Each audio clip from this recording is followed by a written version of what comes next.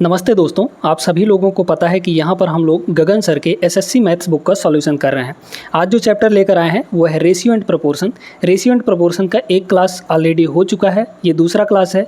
महत्वपूर्ण प्रश्नों को यहाँ पर लेकर आते हैं डेली के डेली हम, तो ये चैनल को ज़रूर सब्सक्राइब कर लीजिए। यहाँ पर इस बुक का कंप्लीट सोल्यूशन आपको करवाया जाएगा।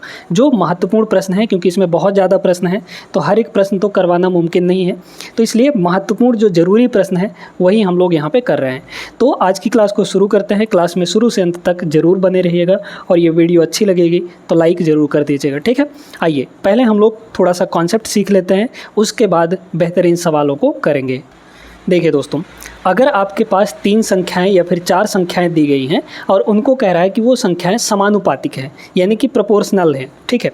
तो पहले हम लोग बात करते हैं 3 संख्याओं के बारे में, फिर 4 संख्याओं के बारे में यहाँ पर बात करेंगे। मान लीजिए कि हमारे पास 3 संख्याएँ हैं, यहाँ पर ए है, बी है और यहाँ पर सी है, ठीक है।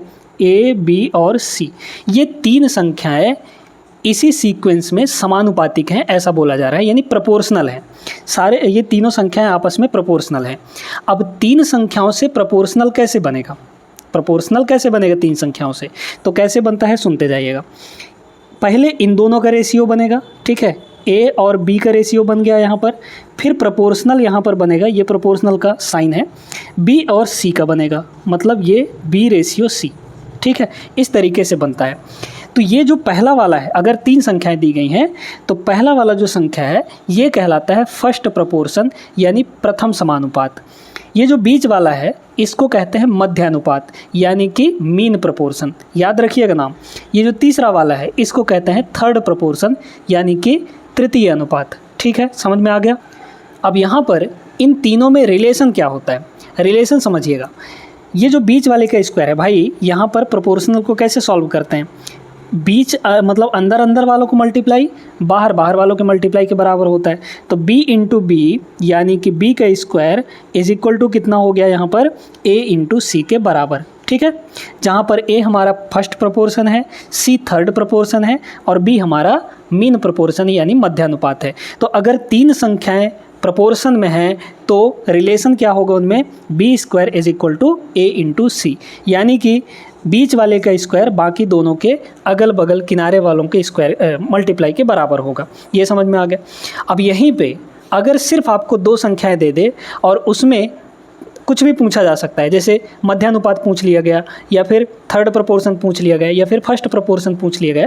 थोड़ी देर के लिए ऐसा समझिए, जैसे हमारे पास एक संख्या यहाँ पर 6 है और यहाँ पर आपका 15 है, ठीक है। 6 और 15 है, इसका बोल दिया थर्ड प्रोपोर्शन निकालिए।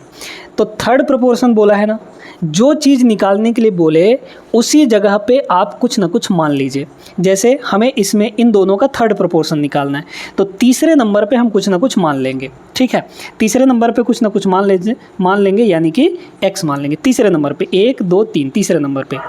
अब इन्हीं का मान लीजिए अगर मीन प्रोपोर्शन बोलता तो तब हम बीच में x को मानते, फर्स्ट प्रोपोर्शन पूछता तो शुरू में x को मानते, यानी जिस नंबर पे बोलेगा उसी नंबर पे आप x मान लीजिएगा। इतना चीज़ आप सभी लोग समझ गए होंगे अच्छे तरीके से। अब देखिए यहाँ पर अगर 4 संख्याएं दे दें तो कैसे करते हैं हम लोग, ठीक है, देखते जाइएगा।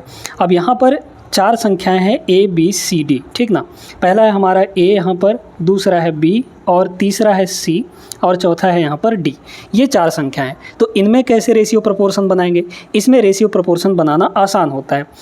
पहले 2 के बीच में रेशियो, लास्ट के 2 के बीच में रेशियो और फिर इन दोनों के बीच में यहाँ पर प्रोपोर्शन लग जाता है। तो मतलब ये संख्याएं, चारों संख्याएं आपस में समानुपातिक कहलाती हैं। अब इनको कैसे सॉल्व करेंगे? अच्छा देखते जाइए। पहला जो है, पहला नंबर, ये होता है हमारा फर्स्ट प्रोपोर्शन, दूसरा सेकंड प्रोपोर्शन यानी द्वितीय समानुपात, तीसरा होता है थर्ड प्रोपोर्शन और चौथा जो होता है उसको फोर्थ प्रोपोर्शन बोला जाता है। अब ये जो अंदर अंदर वाले हैं, मतलब सेकंड और थर्ड, इनका मल्टीप्लाई फर्स्ट और फोर्थ के बराबर होता है, मल्टीप्लाई के बराबर, यानी कि b इंटू सी, यानी कि सेकंड और थर्ड, ये जो होगा बाकी 2 के मल्टीप्लाई के बराबर, यानी कि a इंटू डी के बराबर होगा। समझ में आ गया सभी को? तो अगर आपको 3 ठो कोई दे दे, है ना, जैसे मान लीजिए कि यहाँ पर 4 दे दिया, यहाँ पर 9 दे दिया और यहाँ पर आपका 12 दे दिया, ठीक है, ये 3 चीज़ें दे दी गई। अब इसमें आपको बोला गया कि भाई थर्ड प्रोपोर्शन निकालिए। तो थर्ड प्रोपोर्शन थर्ड प्रोपोर्शन बोला है तो तीसरे नंबर पे x माना जाएगा, ठीक है। तो तीसरे नंबर पे हम लोग x मान लेते। अगर सेकंड प्रोपोर्शन निकालने के लिए बोलता तो क्या करते, सेकंड नंबर पे यानी 1 2 दूसरे नंबर पे x मान लेते, फिर इसी तरीके से बना के सॉल्व कर लेते। और यहीं पे अगर फर्स्ट प्रोपोर्शन बोलता तो इसका, तो यहाँ पर शुरू में x मान लिया जाता है ना, और फोर्थ प्रोपोर्शन बोलता तो लास्ट में x मान लेते और हम लोग सॉल्व कर लेते। समझ में आ गया सभी को? ठीक है, अब आ जाइए यहाँ पर इस सवाल को हम लोग सॉल्व करते हैं बहुत अच्छे तरीके से, बहुत प्यारे तरीके से, क्योंकि तगड़ा सवाल है, अच्छे से समझिएगा। कह रहा है कि 12, 18, 6 इन तीनों का चतुर्थ समानुपात जो है वो k और 6 के तृतीय अनुपात के बराबर है। k का मान कितना होगा? देखिए यहाँ पर 12, 18 और 6, तो यहाँ पर है 12, ध्यान से समझते जाइएगा, 12, 18 और यहाँ पर 6, इसका चतुर्थ समानुपात। तो चतुर्थ यानी चौथे नंबर पे तो x मान लेंगे। अब इसमें कैसे होता है, इन दोनों को मल्टीप्लाई और बाहर वालों को मल्टीप्लाई, यानी 18 गुणे 6, 18 इंटू 6 इज इक्वल टू कितना हो गया, 12 इंटू एक्स के बराबर। तो 12 इंटू यहाँ पर x हो जाएगा। क्या यहाँ से x की वैल्यू आ सकती है? x की वैल्यू निकाल लेंगे, यहाँ पर हो जाएगा 6 से ये 2 बार में कटेगा और 2 से ये आपका 9 बार में कट जाएगा। यानी x की जो वैल्यू है यहाँ पर, यानी फोर्थ प्रोपोर्शन इसका कितना आ गया, 9 के बराबर, ठीक है। अब कह रहा है कि इसका जो फोर्थ प्रोपोर्शन यानी 9 जो है k और 6 के तृतीय अनुपात के बराबर है। तो k और 6 है यहाँ पर, है ना, k है और 6 है, इसका तृतीय अनुपात मान लीजिए कि यहाँ पर y है। अब x तो मान चुके हैं तो कुछ और मानिए। अब 3 संख्याओं में कैसे होता है, 3 संख्याओं में बीच वाले का स्क्वायर बाकी 2 के स्क्वायर के मल्टीप्लाई के बराबर होता है। यानी कि 6 का स्क्वायर 36, ये बराबर होगा k इंटू वाई के, है ना। हमें तृतीय अनुपात चाहिए यानी कि y चाहिए, तो y की वैल्यू कितनी हो जाएगी यहाँ पर, y की वैल्यू यहाँ से निकाल लीजिए, y की वैल्यू 36/k हो जाएगा, है ना। तो इसका जो फोर्थ प्रोपोर्शन था यानी कि 9 और इनका थर्ड प्रोपोर्शन यानी कि y मतलब 36/k, ये दोनों बराबर हैं, बराबर है ना, ठीक है, ठीक है, बराबर है, यहाँ पर बोला गया है। तो अब देख लीजिए k की वैल्यू 9 चौके यहाँ पर 36 हो गया, तो k की वैल्यू यहाँ पर कितनी आ गई दोस्तों, 4 के बराबर। Option number C is the correct answer. I hope सभी लोग समझ गए होंगे, बहुत बेहतरीन सवाल था ये। आगे चलिए क्वेश्चन नंबर 2 पर। इस सवाल में क्या बोला गया है, 1.8 और 3.2 के बीच मध्य अनुपात और 5 और 3 के तृतीय अनुपात में अंतर कितना होगा। इन दोनों का मध्य अनुपात निकालना है। तो मध्य अनुपात यानी कि इन दोनों के बीच में x मान लेंगे, यहाँ पर x, तो बीच वाले का स्क्वायर यानी कि x का स्क्वायर किसके बराबर होगा, इन दोनों के मल्टीप्लाई के बराबर। 1.8 को क्या लिख सकते हैं, 18/10 लिख सकते हैं, बिल्कुल लिखा जा सकता है। मल्टीप्लाई 32 को क्या लिखा जा सकता है, 32 को लिख सकते हैं हम लोग 3.2 को 32/10 लिख सकते हैं। तो x की वैल्यू यहाँ पर कितनी आ गई, x की वैल्यू उधर ले जाएंगे तो स्क्वायर से स्क्वायर रूट लग जाएगा यहाँ पर, है ना। अब बताइए यहाँ पर यह 18 है, 18 को लिख सकते हैं 9 गुणे 2, तो 9 तो आगे जाएगा वर्गमूल यानी कि 3, 2 इसके साथ भेज दीजिए, तो या भाई यहाँ पर 9 होगा ना, 9 गुणे 2 होगा, तो 9 का वर्गमूल 3 हो गया। 2 को इसके साथ 32 के साथ मल्टीप्लाई करिए तो 32 दूना 64, और 64 का वर्गमूल कितना होता है, 8 हो जाता है। नीचे देखिए 10 इंटू 10 यानी 100, 100 का वर्गमूल कितना हो जाएगा 10, यानी ये हो गया आपका 24/10 मतलब 2.4, ठीक है। अब कह रहा है कि 5 और 3 के तृतीय अनुपात, तो 5 और 3 इसका तृतीय अनुपात, तो तृतीय अनुपात का मतलब तीसरे नंबर पे कुछ ना कुछ माना जाएगा, है ना। तो बीच वाले के स्क्वायर बाकी 2 के मल्टीप्लाई के बराबर, यानी कि 5 इंटू वाई जो होगा ये बीच वाले का स्क्वायर मतलब 9, तो यहाँ पर y की वैल्यू कितनी हो गई, 9/5 यानी कि 1.8, ठीक है, 9/5 यानी 1.8 हो जाएगा। क्लियर है, यहाँ तक सभी को समझ में आया। अब कह रहा है इनका अंतर निकालना है, तो इसका मध्य अनुपात मतलब 2.4 और इसका तृतीय अनुपात यानी कि 1.8, है ना, 1.8, इन दोनों का डिफरेंस चाहिए, कितना आ जाएगा 0.6।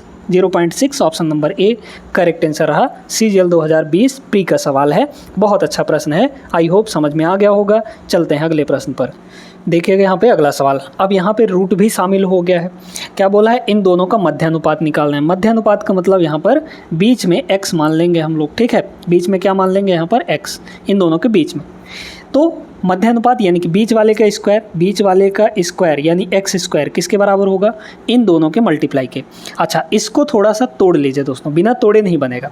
भाई ये 6 है, इस 8 को क्या लिखेंगे, 8 को लिखेंगे 4 गुणा 2, है ना, कितना लिखेंगे यहाँ पर 4 इंटू 2, 4 का तो वर्गमूल 2 आ जाएगा, मतलब इसको लिखा जा सकता है 6 प्लस 4 का वर्गमूल कितना होगा, 2 हो जाएगा, और रूट में यहाँ पर 2 बचा रहेगा, ठीक है, क्योंकि ये 2 बाहर नहीं निकल पाएगा। अब इसमें से 2 आप लोग कॉमन ले लीजिए, 2 कॉमन लेंगे तो यहाँ बचेगा 3, है ना, सॉरी 2 कॉमन लेना है, 2 कॉमन ले लिए तो बचेगा 3, और प्लस 2 कॉमन लिए हैं तो यहाँ सिर्फ √2 बचेगा, है ना।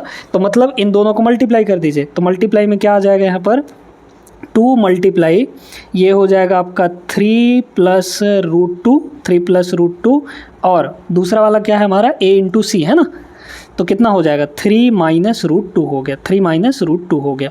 अब यहाँ पर देखिए, इसको देखिए बड़े ध्यान से, ये तो 2 का 2 ही रहेगा, a plus B a minus B है तो a square minus B square, मतलब 3 का स्क्वायर 9 और √2 का स्क्वायर 2 हो जाएगा, क्लियर है। तो ये हो गया आपका √2 का स्क्वायर, हाँ ठीक है, तो ये हो गया 7, 7 दूना यहाँ पर हो गया 14, है ना, तो ये हो जाएगा आपका 14, और x स्क्वायर का स्क्वायर उधर ले जाएंगे तो लग जाएगा यहाँ पर रूट, मतलब रूट का 14, √14 ऑप्शन नंबर बी इसका करेक्ट आंसर हो जाएगा।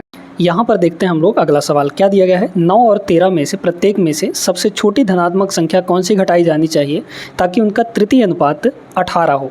तो यहाँ पर 9 और 13 में मान लीजिए कि x घटाया जाना चाहिए, है ना, तो 9 में भी हम लोग यहाँ पर x घटा देंगे और 13 में भी हम लोग यहाँ पर x घटा दिए, तो इनका तृतीय अनुपात क्या बन जाएगा, 18 बन जाएगा, यानी तीसरे नंबर पे जो समानुपात होगा वो क्या होगा, 18 हो जाएगा, ठीक है। तो तीसरे नंबर पे हमने 18 रख दिया। अब इसको सॉल्व करना है, कैसे करते हैं, बीच वाले का स्क्वायर, यानी कि यहाँ पर 13 माइनस एक्स का जो स्क्वायर होगा किसके बराबर होगा, किनारे किनारे के दोनों मल्टीप्लाई के बराबर, यानी a इंटू सी के बराबर, तो ये हो जाएगा आपका 18 और मल्टीप्लाई यहाँ पर 9 माइनस एक्स, ठीक है।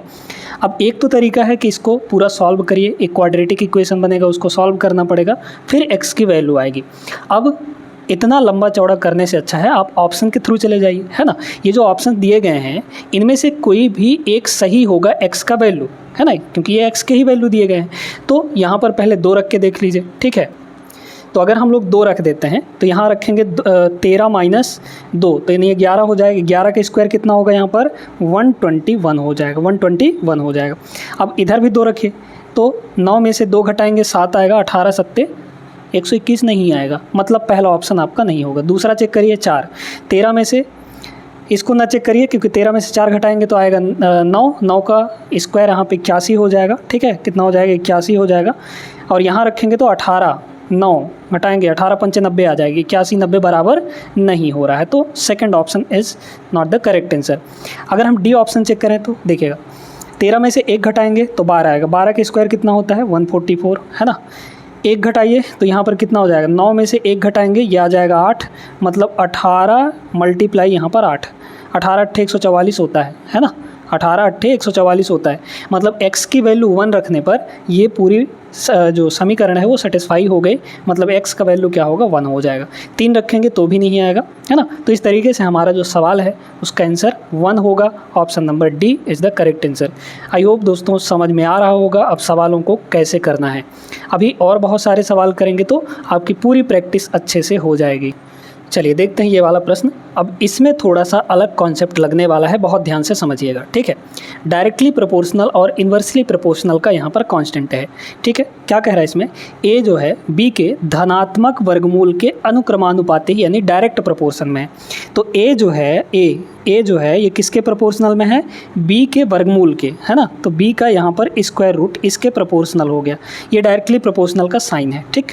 फिर कह रहा है और सी के घन के व्युत्क्रमानुपाती, घन का मतलब होता है क्यूब, तो ए जो है सी के घन के इन्वर्सली प्रोपोर्शनल है। इन्वर्सली का मतलब वो चीज़ डिवाइड में जाती है, तो ए जो है किसके इन्वर्स में है, सी के क्यूब के इन्वर्स में है। समझ में आ गया कि नहीं, ठीक है, यहाँ तक तो बात क्लियर हो गई होगी।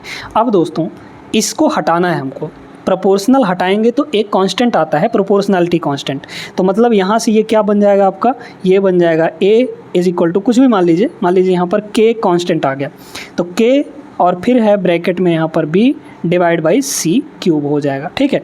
यहाँ से k की वैल्यू आप निकाल लीजिए, k की वैल्यू कितनी हो जाएगी, k की वैल्यू तो सी क्यूब इधर आ जाएगा, मतलब a सी क्यूब और डिवाइड बाई यहाँ पर हो जाएगा √b, ठीक है। अब दोस्तों ये तो कांस्टेंट है, इसकी वैल्यू तो बदलेगी नहीं। कह रहा है इसमें यदि b 27 है, c आपका 2 है और a आपका 15 है, तो तो A9 और C2 होने पर B की वैल्यू हमको निकालनी है। ठीक है, बहुत ध्यान से समझिए। तो इसमें क्या करना होता है भाई, K तो कांस्टेंट है, तो पहला कंडीशन क्या है, B, C और A तीनों की वैल्यू दी गई है पहले कंडीशन में। दूसरे कंडीशन में आपको 2 की वैल्यू पता है, तीसरे की नहीं पता है।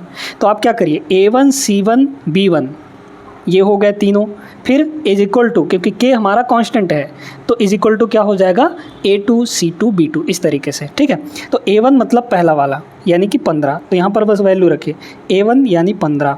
फिर C, तो C कितना है, 2 है, तो यहाँ पर हो जाएगा 2 और इसका क्यूब लगा है तो क्यूब हो गया। डिवाइड में अंडर रूट B, तो अंडर रूट यहाँ पर B की वैल्यू कितनी है, 27 है। ठीक है, ये किसके बराबर होगा, अब इस कंडीशन में देखिए A कितना है, 9 है, तो यहाँ पर रख दिए 9 इंटू C क्यूब, तो C क्यूब कितना है, C कितना है यहाँ पर 2 के बराबर, तो ये हो गया आपका 2 क्यूब, है ना, यहीं पे रखना है आपको और कहीं नहीं। डिवाइड बाई अंडर रूट कितना हो जाएगा, यहाँ पर B के बराबर हो जाएगा। अब सीधे सीधे यहाँ पर B की वैल्यू निकाल लीजिए। देखिए 2 क्यूब यानी 8, 2 क्यूब यानी 8, 8 से 8 कट गया, 3 से काटिए, 3 3 ये हो जाएगा 9 और ये हो जाएगा 3 5 15। रूट B की वैल्यू कितनी होगी, रूट P को इधर ले आइए, तो रूट B है ना, root B is equal to, ये है यहाँ पर 3, रूट 27 उधर चला जाएगा तो ये हो गया रूट 27 और डिवाइड बाई 5 आपका नीचे आ जाएगा। दोनों साइड स्क्वायर कर दीजिए या फिर इसका स्क्वायर रूट हटा के उधर लगा दीजिए, है ना। तो इसका अगर हम स्क्वायर रूट हटा के और उधर लगा दें तो उधर जाएगा तो स्क्वायर बन जाएगा, कितना होगा बताइए, 3 का स्क्वायर 9, रूट 27 का स्क्वायर सिर्फ 27 डिवाइड बाई यहाँ पर 5 का स्क्वायर 25, 9 7 यहाँ पर 63 यानी इकाई अंक 3 आएगा और इकाई अंक 3 कहाँ है, ऑप्शन नंबर बी में, ये आपका करेक्ट आंसर हो जाएगा। ठीक है भाई, 9 7 63, यूनिट डिजिट 3 आया, 3 कहाँ है, सिर्फ एक ही जगह है ना, तो ऑप्शन नंबर बी इसका सही आंसर होगा। ये अप्रोच है इस सवाल को लगाने का। ठीक है, बाकी बुक में जो सोल्यूशन दिया गया है वो थोड़ा सा लंबा चौड़ा दिया गया है, पहले K की वैल्यू निकाला है, फिर यहाँ पर B की वैल्यू लास्ट में आया है आपका। देखिए इस सवाल को, आसान सा सवाल है, बन जाना चाहिए, आप एक बार वीडियो रोककर इसको खुद लगाइएगा। कह रहे A और B का मध्यानुपात C है, तो A और B इसके बीच में कौन सा होगा, C हो जाएगा क्योंकि मध्यानुपात बोला है। तो बताइए A स्क्वायर C और B स्क्वायर C का मध्यानुपात क्या होगा, पहले इनमें देखिए। अब ये तीनों हमारे प्रोपोर्शन में हो गए तो इनका रिलेशन क्या बनेगा, बीच वाले का स्क्वायर यानी C का स्क्वायर जो होगा मल्टीप्लाई के बराबर किनारे किनारे के, है ना, यानी कि AB, तो C square equal to AB आ चुका है। अब हमें चाहिए यहाँ पर A स्क्वायर C और B स्क्वायर C, इसका क्या निकालना है, मध्यानुपात। तो मध्यानुपात यानी बीच में कोई वैल्यू, मान लीजिए x, इस x की वैल्यू चाहिए। तो अब हमें यहाँ पर x स्क्वायर, इनमें भी वही रिलेशन, बीच वाले के स्क्वायर किनारे किनारे के मल्टीप्लाई के बराबर होगा, तो कितना हो जाएगा, A स्क्वायर C है ना, तो A स्क्वायर B स्क्वायर और C का C से मल्टीप्लाई होगा तो C स्क्वायर बन जाएगा, यानी ये हो गया आपका A square B square C square. Clear है ये बात। अच्छा, ये तीनों में स्क्वायर लगा है तो इसका मतलब ये पूरे का स्क्वायर है। ठीक है, तो यहाँ पर x की वैल्यू कितनी आ जाएगी, x की वैल्यू सीधे सीधे AB इंटू C आ जाएगा कि नहीं भाई, स्क्वायर इधर भी स्क्वायर इधर भी कट जाएगा, है ना, दोनों साइड का स्क्वायर रूट ले लेंगे, तो x इक्वल टू ABC आ गया। अब यहाँ पर देखिए आपके ऑप्शन में कहीं भी AB नहीं दिया है। ठीक है, तो AB की वैल्यू यहाँ से रख दीजिए, AB की वैल्यू कितनी है, C स्क्वायर, तो इसके जगह पे C स्क्वायर रख देंगे, यानी x is equal to AB की वैल्यू है C स्क्वायर और मल्टीप्लाई में यहाँ पर C, तो C स्क्वायर C यानी C क्यूब होगा, ऑप्शन नंबर C। ठीक है, आइए चलते हैं अगले प्रश्न पर। अब इस सवाल में क्या कह रहा है, जितने भी अब सवाल आ रहे हैं दोस्तों आपके स्क्रीन पर, उनको एक बार खुद से लगाने का प्रयास जरूर करिएगा, नहीं बनता है उसके बाद सॉल्यूशन देख लीजिएगा। ठीक है, चलिए, तो X square minus Y square और एक्स माइनस वाई का तीसरा समानुपातिक क्या होगा, थर्ड प्रोपोर्शन। ठीक है, यानी कि तीसरे नंबर पे हम कुछ ना कुछ मान लेंगे, यहाँ पर मान लीजिए कि यहाँ पर ए है। ठीक है, तीसरे नंबर पे तो पहला ये, दूसरा ये, तीसरा ये। अब बीच वाले का स्क्वायर किनारे किनारे के स्क्वायर के बराबर होता है, मतलब एक्स माइनस वाई, बीच वाला क्या है हमारा, एक्स माइनस वाई है, तो यहाँ पर एक्स माइनस वाई इसका जो स्क्वायर होगा ये किसके बराबर होगा, दोनों के मल्टीप्लाई के बराबर, यानी X square minus Y square, ये पहला वाला है फर्स्ट प्रोपोर्शन, और तीसरा प्रोपोर्शन क्या है, ए है। यहाँ पर सीधे सीधे आ जाएगा, देखिएगा यहाँ पर एक्स माइनस वाई का होल स्क्वायर है, एक्स माइनस यहाँ पर वाई का whole square, X minus Y का होल स्क्वायर, ये जो पूरी वैल्यू इधर आ जाएगी। X square minus Y square होता क्या है, X plus Y X minus Y, तो ये हो जाएगा x प्लस वाई और मल्टीप्लाई में यहाँ पर x minus Y is equal to a है। तो एक x माइनस वाई से एक तो कट गया, ऊपर बचा x माइनस वाई, नीचे बचा x plus Y, x minus Y upon X plus Y. Option number B इसका राइट आंसर होगा। ठीक है, समझ में आ गया होगा। वीडियो लाइक करते हुए चलिएगा दोस्तों। अगला यहाँ पर देखिए, यदि 3x² और 4xy का तृतीय अनुपात 48 है तो y का धनात्मक मान क्या होगा? तीसरे नंबर पर ये होगा, इन दोनों के तीसरे नंबर पर ये होगा। ठीक है, तो बीच में तो ये आएगा, इसका स्क्वायर जो होगा किनारे किनारे के मल्टीप्लाई के बराबर, यानी कि 4xy का स्क्वायर, 4xy का पूरे का स्क्वायर इज इक्वल टू क्या हो जाएगा? यहाँ पर है 3x² और लास्ट में है यहाँ पर तीसरा समानुपातिक, यहाँ पर आपका 48। काट पीट लीजिए, देखिए 4 का स्क्वायर 16 हो जाएगा, तो यहाँ पर हो गया 16x² y²। ठीक है, इज इक्वल टू यहाँ पर हो गया 3x² और यहाँ पर 48। ठीक है, काट लीजिए, यहाँ पर कितना हो जाएगा? x² से तो x² कट गया, 16 तियाँ ये हो जाएगा 48, तो y² की वैल्यू 3 तियाँ 9, मतलब y की वैल्यू कितनी हो जाएगी? 3 हो जाएगी। ठीक है, क्योंकि 9 का स्क्वायर रूट हो जाएगा 3। ऑप्शन नंबर ए होगा। ये रहा एकदम तगड़ा सवाल, CGL 2024 का, यानी लेटेस्ट है।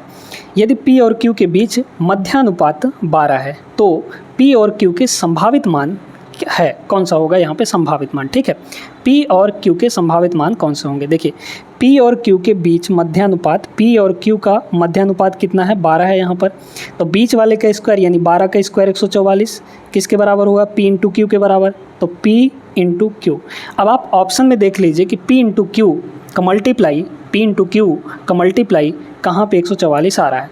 अगर इन दोनों को मल्टीप्लाई करें तो 3 अट्ठे 24 और 30 तियाँ 90। ठीक है, 90 और 24 आपका 144 नहीं आएगा, तो पहला आंसर नहीं होगा। इसको देखिए 20 छक्के 120 और 6 चौके 24, तो 120 और 24 144 ये आपका हो सकता है। इसको देखिए 28 तियाँ 20 तियाँ 60, ये तो और नहीं आएगा, है ना। 24 गुणे 16 ये तो बहुत ज़्यादा चला जाएगा। ठीक है, तो सिर्फ ऑप्शन नंबर सी यहाँ पर आपका करेक्ट आंसर हो जाएगा। P और Q के मान क्या होंगे यहाँ पर? 24 और 6 हो जाएंगे। चलिए देखिएगा, 2 प्रश्न हैं आपके सामने यहाँ पर। ठीक है, अब यहाँ पर औसत समानुपातिक पूछा गया है। औसत समानुपातिक, औसत अनुपातिक का मतलब होता है मध्यानुपात, याद रखिएगा, है ना। कभी कभी लैंग्वेज बदल देता है, इसलिए कन्फ्यूजन में नहीं रहना है। इसका मतलब भी मीन प्रोपोर्शन ही होता है, यानी कि बीच वाला। क्लियर है ये बात? ठीक है ना। चलिए अब समझते हैं यहाँ पर कि इसका आंसर क्या आएगा। सीधे सीधे मध्यानुपात आपको निकालना है, तो यहाँ पर कितना हो जाएगा? बीच में आप लोग x मान लीजिए, तो x का स्क्वायर इन दोनों के मल्टीप्लाई के बराबर होगा, तो यहाँ पर x का स्क्वायर, ठीक है, x² इज इक्वल टू इन दोनों को मल्टीप्लाई। अब बात करते हैं इसकी। ठीक है, ये जो होगा ये 7 गुणे 3 है ना, और ये जो 6 जो है ये आपका 2 गुणे 3 है, मतलब 3 आपका कॉमन आएगा। तो पहली संख्या हमारी हो गई यहाँ पर 7 प्लस 2√5, है ना, 2√5 प्रथम अनुपात। और तीसरा अनुपात क्या हो जाएगा? 3 इसमें से कॉमन ले लीजिए, तो अगर हम 3 को कॉमन ले लेंगे, 3 को कॉमन ले लिए तो यहाँ बचेगा 7 और माइनस यहाँ बचेगा 2√5, 2 रूट यहाँ पर 5। अब क्या बन रहा है यहाँ पर a plus B, a minus B बन रहा है। दोनों का मतलब क्या हो जाएगा? 7 का स्क्वायर 49, भाई a² माइनस b² होता है ना, 49 और माइनस 2√3 का स्क्वायर है। ठीक है, एक सेकंड, यहाँ पे 5 है। ठीक है, ये वाला आपका 5 है, तो 2√5 का स्क्वायर, तो 2 का स्क्वायर 4 और √5 का स्क्वायर 5, तो 4 × 5 यानी 20 हो गया ये। ठीक है, और यहाँ मल्टीप्लाई में 3 है ही, ये कितना आ जाएगा? यह आ जाएगा आपका 29 और इंटू यहाँ पर 3, 29 गुणे 3 आपका 87 हो जाएगा। इधर लगा है स्क्वायर तो उधर लग जाएगा आपका square root 87। Option number A correct answer हो जाएगा। अब 11वां नंबर सवाल देखिए, इसमें कह रहा है 35 और एक निश्चित संख्या 6, यहाँ पर 6 नहीं होगा, याद रखिएगा, यहाँ पर n होगा। ठीक है, तो 35 और एक निश्चित संख्या n के बीच का जो मध्यानुपात है 14 और 30 के बीच मध्यानुपात का 4 गुना है। ठीक है, तो इनका जो यहाँ पर मध्यानुपात है 35 और n का, तो 35 और n का मध्यानुपात क्या होगा बताइए। तो मध्यानुपात ज्ञात करने का डायरेक्ट एक फार्मूला याद रख लीजिए भाई। क्या होता है मध्यानुपात? यानी b का स्क्वायर इज इक्वल टू क्या होता है? ac होता है, तो b इज इक्वल टू क्या हो जाएगा यहाँ पर? √a × c हो जाएगा। ठीक है, तो मध्यानुपात जो होगा क्या होगा? दोनों के मल्टीप्लाई का √ हो जाएगा, बस इतना ध्यान रखिए। तो दोनों कौन कौन से हैं? 35 और n, तो 35 और n इनका मल्टीप्लाई और रूट ले लेंगे तो मध्यानुपात आ जाएगा इनका। ठीक है, यानी मीन प्रोपोर्शन। ये किसके बराबर है? इन दोनों के मीन प्रोपोर्शन का 4 गुना है, तो 4 गुना किसका? इन दोनों का मीन प्रोपोर्शन, तो a इंटू सी हो जाएगा, मतलब 14 इंटू 30 होगा, 14 इंटू यहाँ पर 30 हो जाएगा। अब इसको हमें सॉल्व करना है। देखिए दोनों साइड कर देंगे स्क्वायर, इधर स्क्वायर करेंगे तो स्क्वायर रूट हट जाएगा, मतलब 35 इंटू n आ गया, ठीक है, इज इक्वल टू इधर स्क्वायर करेंगे तो 4 का स्क्वायर तो 16 आएगा, लेकिन इसका स्क्वायर करेंगे तो स्क्वायर हट जाएगा आपका, मतलब 14 इंटू 30 आ गया, ठीक है। काट लीजिए, यहाँ पर 7 से काटेंगे, ये हो जाएगा आपका 7 दूना 14, 7 से काटेंगे 5 बार में, 5 से काटेंगे ये 6 बार में, और 16 गुणे 12 हो जाएगा यहाँ पर। तो n की वैल्यू आपकी कितनी हो गई यहाँ पर 16 गुणे 12, या फिर 16 छक्के 96, 96 का डबल कर दीजिए 192 आ जाएगा। क्लियर है, 192 option number B is the correct answer. तो यहाँ पर 11 प्रश्न हो चुके हैं, कुछ और प्रश्नों को हम लोग यहाँ पर करते हैं दोस्तों। इस सवाल को देखिए, ये बेसिक सा सवाल है लेकिन तगड़ा सवाल है ना, क्योंकि वैल्यू ऐसी दी गई है। देखिए इसमें कह रहा है 2 पावर 3, फिर रेशियो है, ये आपको रेशियो प्रोपोर्शन दिया गया है। क्या बताया था हमने, अंदर अंदर की मल्टीप्लाई बाहर के मल्टीप्लाई के बराबर होता है। बाहर क्या है यहाँ पर 2 क्यूब और x है, तो दोनों को मल्टीप्लाई कर लीजिए, तो यहाँ पर हो जाएगा 2 का क्यूब और इंटू यहाँ पर x, ये किसके बराबर होगा, अंदर अंदर वालों की मल्टीप्लाई, मतलब इन दोनों को मल्टीप्लाई, तो क्या होगा यहाँ पर 8 पावर 5.06 और मल्टीप्लाई यहाँ पर 8 पावर -4.06, ठीक है, हो गया। अब देखिए इसको तो अभी ऐसे ही रहने दीजिए, इधर का सॉल्व करते हैं। मल्टीप्लाई हो रहा है, बेस आपका सेम है, तो जब बेस सेम होता है पावर आपस में ऐड हो जाते हैं, मतलब यहाँ पर क्या हो जाएगा 8 और इन दोनों को ऐड कर दीजिए। ऐड करने का मतलब यहाँ पे एक माइनस है तो ये घट जाएगा, है ना। तो 5.06 में से अगर हम इसको घटाएं तो यहाँ पर कितना आ जाएगा, -4.06 करेंगे तो 1 आ जाएगा, क्योंकि 5 में से 4 गया 1, 0.6 में से 0.6 घटाएंगे तो कट जाएगा, मतलब 1 आ गया। 8 पावर 1 आ गया इज इक्वल टू 2 का क्यूब भी आपका 8 ही होता है, इंटू x हो गया। तो x की वैल्यू यहाँ से सीधे सीधे 8/8, क्योंकि 8 पावर 8 8 ही होगा, ये 8 ही होगा, तो 8/8 यानी 1 आ जाएगा। तो x की वैल्यू क्या होगी 1, option number B is the correct answer. बहुत अच्छा प्रश्न था, आगे चलिए। अब ये जो सवाल है क्वेश्चन नंबर 5 जैसे है, आप लोग देख लीजिएगा, ठीक है। कह रहा है कि m जो है n² + 3 के रूप में व्युत्क्रमानुपाती होता है, ठीक है। तो m जो है किसके व्युत्क्रमानुपाती है, यहाँ पर व्युत्क्रमानुपाती का मतलब वो डिवाइड में जाएगा n² + 3 के, ठीक है, n² प्लस यहाँ पर 3। क्लियर है ये बात, ठीक है। अब यहाँ पे हम कह रहे हैं कि अगर प्रोपोर्शनल हटाएंगे तो कांस्टेंट लगेगा, मतलब ये हो जाएगा m और n² + 3 को इधर ले आइए, तो ये हो जाएगा आपका n² + 3, क्योंकि उधर डिवाइड में, इधर आएगा मल्टीप्लाई होगा, ठीक है, n² प्लस यहाँ पर 3 इज इक्वल टू यहाँ पे तो k लगा होगा, मतलब ये आ जाएगा k का वैल्यू। अब इसमें कह रहा है कि यदि आपका n 3 होने पर m 3 है, m और n बराबर हैं, ठीक है, तो n² की वैल्यू 69 होने पर m कितना होगा, बराबर कर देंगे हम लोग, ठीक है। पहला कंडीशन ये रहा आपका, दूसरा कंडीशन ये रहा। पहले कंडीशन दूसरे कंडीशन को रख के बराबर कर लीजिए। पहले कंडीशन में क्या है, n आपका 3 है, m 3 है, तो m यहाँ पर 3 रख दीजिए, यहाँ पर भी 3 है n की वैल्यू, तो 3 का स्क्वायर ये हो जाएगा 9 प्लस यहाँ पर 3, ये पहला कंडीशन इज इक्वल टू दूसरा कंडीशन n² की डायरेक्ट वैल्यू 69 दी गई, m आपको नहीं पता है तो m को यहीं रहने दीजिए इसके जगह पर, ठीक है।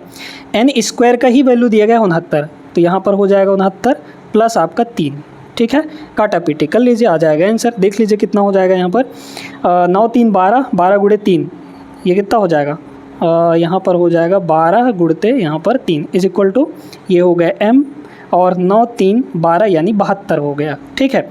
तो 12 छके 72 या फिर 12 3 36 होगा, 36 दूना 72, कट गया ना। तो m की वैल्यू इधर तो 1 हो जाएगा, m की वैल्यू कितनी आ जाएगी, m की वैल्यू ये 2 नीचे आ जाएगा, मतलब 1/2 हो जाएगा, ठीक है। तो m की value 1/2, option number A is the correct answer. तो आई होप कि अब आपको समझ में आया होगा कि भाई इस टाइप का जो सवाल होता है समानुपातिक वाला, इसको कैसे निपटाना है, कैसे करना है, एक एक चीज़ डिटेल में आप लोग सीख गए होंगे, ठीक ना। तो हर एक टाइप जो है उसके सवाल हम यहाँ पर लेकर आते हैं डेली के डेली। इस चैनल को सब्सक्राइब करना बिल्कुल नहीं भूलना है, सब्सक्राइब करेंगे तो आपका ही फ़ायदा होगा, डेली आपको वीडियो की नोटिफिकेशन मिलेगी और आप अपनी तैयारी अच्छे से बेहतरीन तरीके से यहाँ से कर सकते हैं, ठीक है। वीडियो अगर पसंद आई हो तो लाइक कर दीजिए, चैनल को भी ज़रूर सब्सक्राइब कर लीजिएगा अगर आप चैनल पर नए हैं तो। मिलते हैं नेक्स्ट क्लास में ऐसे बेहतरीन सवालों के साथ, बेहतरीन कॉन्सेप्ट के साथ, तब तक के लिए जय हिंद।